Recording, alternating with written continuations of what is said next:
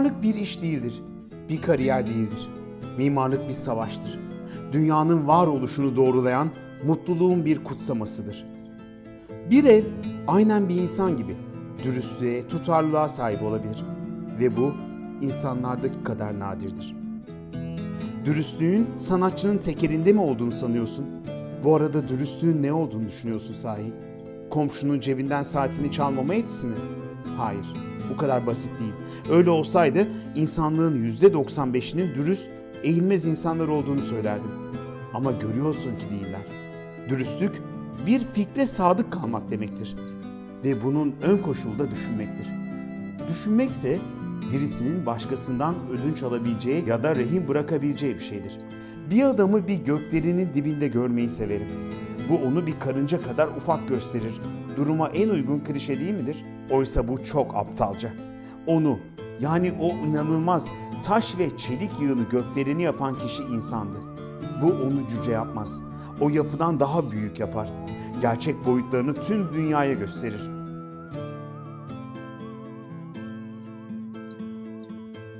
Selamlar. Ayüssü Alfa'dan hepinize güzel bir gün diliyorum. Burada Ay'a bir tane böyle bir koloni inşa etmişler. Bu koloniye de böyle bir yer yapmışlar, bir alışveriş merkezi. Dedim ki hazır Amerika'dayken bir gidip hızla bir bakıp geleyim. Elon Musk'tan rica ettik. Cumhurbaşkanı Erdoğan'ın selamını ilettik. O da aleykümselam dedi. Aldı sağ olsun beni SpaceX'te getirdi buraya. Güzel bir alışveriş merkezi. Yani Ay'da olması tabii daha güzel.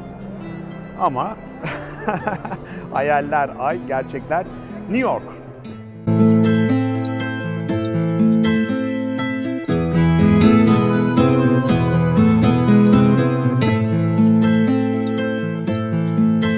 Evet, bu çekimi de ailece yapıyoruz. Yanımda Mavi var. Mavi de kameraman olarak çalışıyor gördüğünüz gibi.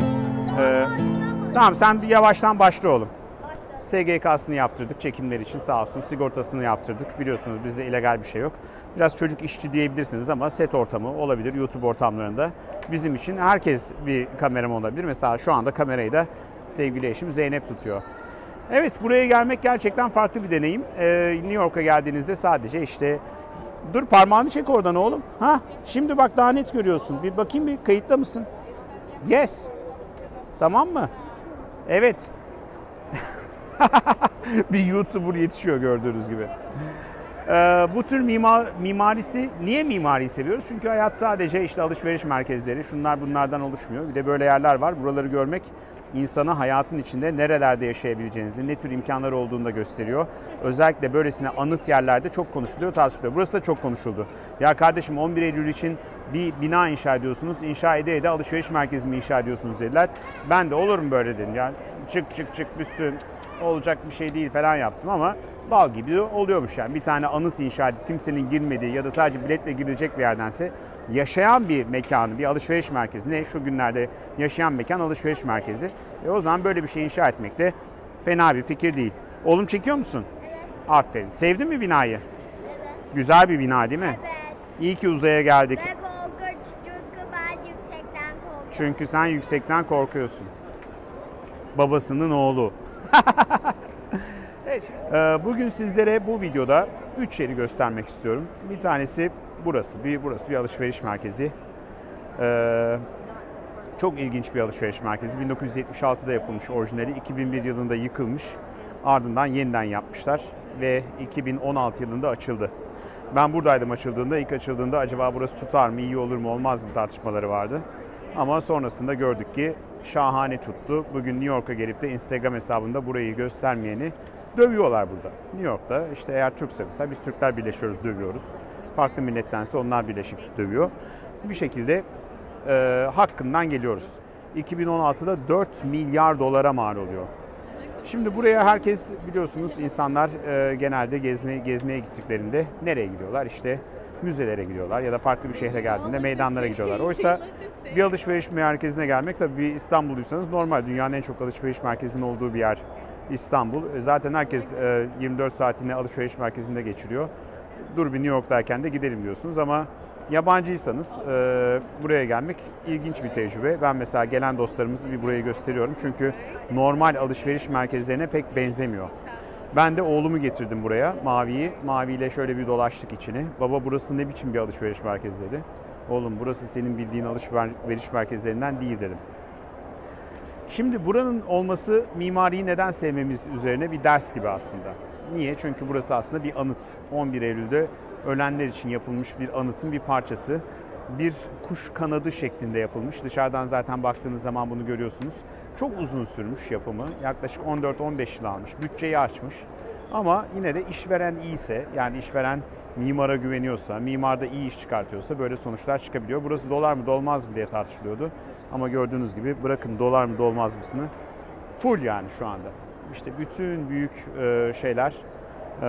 mağazalar burada bir tane açmışlar. Apple'ı da var. Ne bileyim ünlü markaları da var. H&M'ı da var. Italy'si de var. Biz de geldik buraya. Oğlana alışveriş yapmaya değil, gel oğlum sana güzel bir mimari gösterelim. Bu mimari insanın hayatını nasıl değiştirebilir diye. Anıt mimarlıklardan bahsediyor. Burası öyle bir bina yani. Zaten Calavatara çok ünlü bir mimar, İspanyol bir mimar. Daha önce ben kendisinin birkaç eserini daha gördüm. Mesela Atina Olimpiyatlarındaki statlardan bir tanesini yapmıştı. Çok çok ünlü. Köprüleri ünlü, yaptığı binalar ünlü ama özellikle böyle büyük eserleri daha da ünlü. Çoluğunuzu çocuğunuzu böyle yerlere getirdiğiniz zaman tabii daha bir insanlar farklı görüyor. Çünkü çocuk hayatta başka bir şeyin de mümkün olduğunu görüyor. Zaten Minecraft'ta görüyor da burada da daha farklı bir izlenimi ediniyor. Alain de Botton'un Mutluluğun Mimarisi adlı bir kitabı vardır. Gerçi bazı mimarlar küçümser. Benim Hasan Çalışlar arkadaşım vardır. O da öyle şey olur mu falan diye şey yapar ama yine de ben tavsiye ederim. Eğer mimarlıkla ilgileniyorsanız Mutluluğun Mimarisini okuyabilirsiniz. En azından mimarlığı neden sevmeliyiz üzerine bir ders olabilir. Bir ikincisi bizim Kale Bodur'la Mimarlık adlı bir yayınımız var. YouTube'da yayınlıyoruz. Onlara da bakabilirsiniz. Çünkü her hafta dünyanın en ilginç 5 binasını tanıtıyoruz. Arasında Türklerin yaptığı binalar var.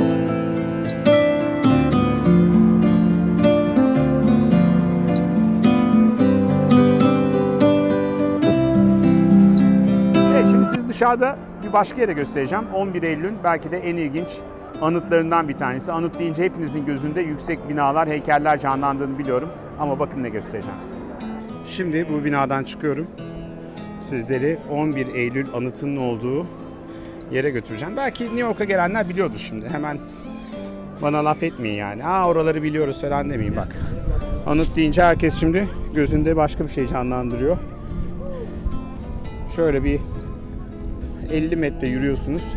Eskiden ikiz kuleler tam önümde yer alıyordu. Tabii 11 Eylül 2001 yılında yıkıldıktan sonra yerine şu yapıldı bak. Görüyorsunuz böyle bina yapıldı. Şimdi bunun tepesine de çıkacağım. Orada bir observatory yani o bir izleme alanı varmış. Ona bakacağız ama şimdi size buradaki büyük anıtı göstereceğim. Çok ilginç bir anıt bu. İki tane havuz yapmışlar. Birbirine paralel havuzlar bunlar. Eski binaların olduğu yerde. Ve yüksek değil, tam tersi derinlemesine iki havuz. Su akıyor bu havuzlardan. Tabii bugün biraz havadan dolayı donmuş olabilir. Ve iki havuzun da etrafında bütün burada hayatını kaybeden yaklaşık 3000 kişiydi diye hatırlıyorum. Onların isimlerini yazmışlar. Son derece ilginç bir, benim bu dünyada, yani bu dünya derken uzay dışındaki dünyalardan bahsediyorum. Gördüğüm en ilginç anıtlardan bir tanesi. Anıt bu. Eski 11 Eylül'de yıkılan ikiz kulelerin içinde bir havuz daha var. Gördüğünüz gibi aslında buradan da sular akıyor ama donmasın diye sanırım bu suları kesmişler. Ve hayatını kaybedenlerin de tek tek buraya gördüğünüz gibi isimlerini yazmışlar. İlginç bir yer. Burayı size göstermek istememin en önemli nedenlerinden bir tanesi farklı şeylerin de, farklı anıtların da, farklı yapıların da, mimarilerin de olabileceği. Bakın arkamda Oculus'u görüyorsunuz. O biraz önce içinde olduğum binanın adı Oculus. Bir kanat gibi demiştim. Onu görüyorsunuz. Hemen yanında da 11 Eylül'ü simgeleyen iki havuzdan bir tanesini. Bunun gibi bir havuz daha var. Hemen arkamda onu görüyorsunuz ve isimler de dediğim gibi yazılmış buraya. Son derece, bakın mesela böyle çiçekler koymuşlar. Birisi belli ki bir yakını. Yine burada bir Amerikan bayrağıyla başka bir çiçek koymuşlar. Bu da demek ki bu da birilerinin yakını anlaşılan. Evet, çok etkileyici.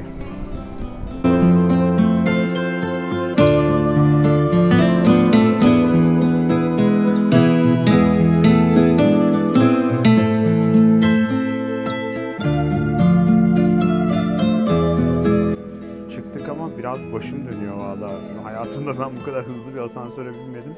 Zaten ben bir ara durduk zannettim. Meğerse çıkıyormuşuz. Şu an da hala çıkıyor gibi hissediyorum yani.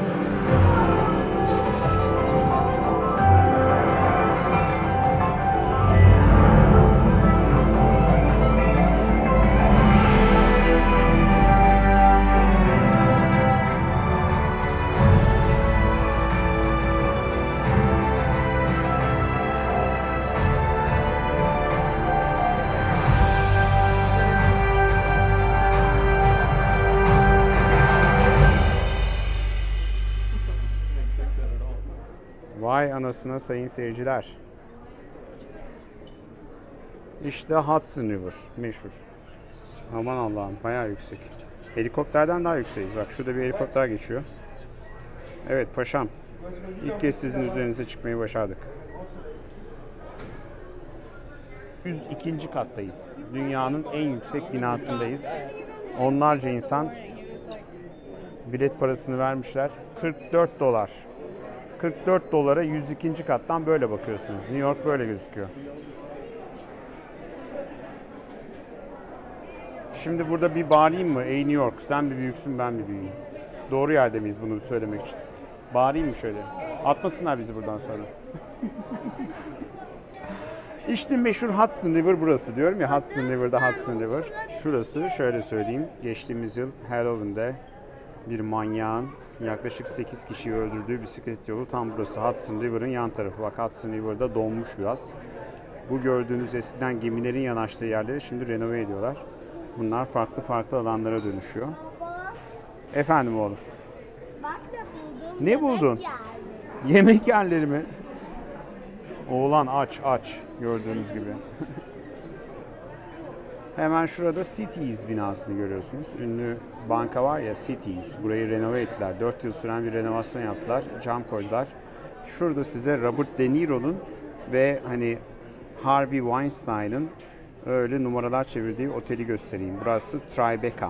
Eskiden incin top oynuyormuş. Gelmiş Robert De Niro bu gördüğünüz oteli yapmış, açmış. Sonra kopmuş. Bu Harvey Weinstein de burada numaralar çeviriyormuş.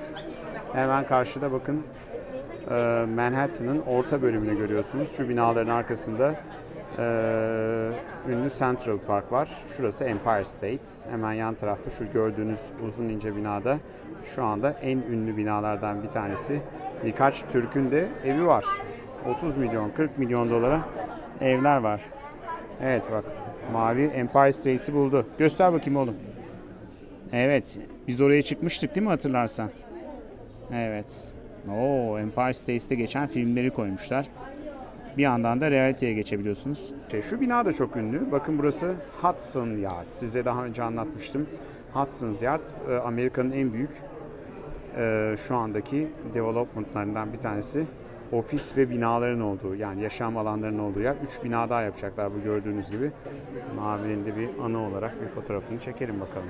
Belki günün birinde yıllar sonra 18-20 yaşına geldiğinde bu videoyu seyredecek. Hey gidi günler diyecek. Gel bakalım Mavi. Mavi gel oğlum.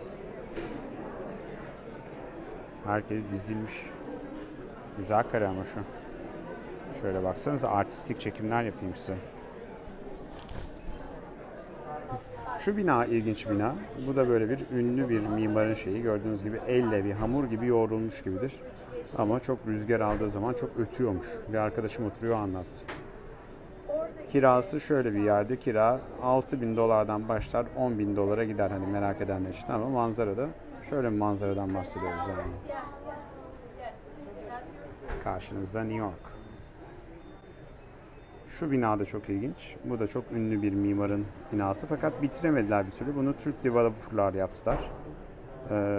Böyle bir Jenga diye bir oyun var ya ona benziyor. Sanki üst üste böyle kareler koyulmuş gibi. Aşağı bir iniyorsun Chinatown'a çıkıyorsun. $1 milyon evim var ama Chinatown'da oturuyorsun. Kapitalizmin canı sağ olsun hemen bir alışveriş merkezi kurulmuş. Yani hediyelik eşyalar, tişörtler, işte kalemler, artık ne isterseniz. Anı. Onları da buradan alıyorsunuz.